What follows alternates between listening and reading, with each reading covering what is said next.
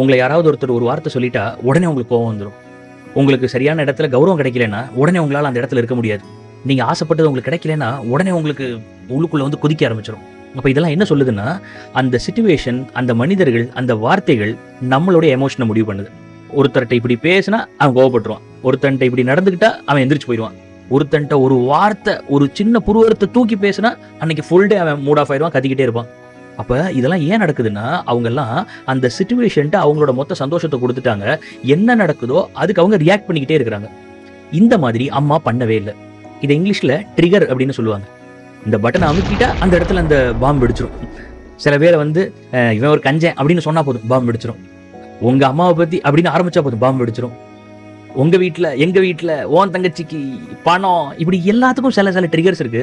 அந்த ட்ரிகரை அழுத்தினா அவங்களோட அமைதி கெட்டுரும். அவங்க குதிக்க ஆரம்பிச்சிருவாங்க, இல்ல அழுக ஆரம்பிச்சிருவாங்க, இல்ல உள்ளுக்குள்ள புலம்ப ஆரம்பிச்சிருவாங்க. ஆனா அம்மா ட்ரிகர் பேஸ்டு லைஃப் வாழல, அம்மா சென்டர் பேஸ்டு லைஃப் வாழ்ந்தாங்க. சென்டர் பேஸ்டு அப்படின்னா என்ன? அவங்களுக்குள்ள இருக்கக்கூடிய மையத்துல தான் அம்மாவுடைய சோர்ஸ் இருந்துச்சு. அவங்க உள்முகமா இருந்தாங்க.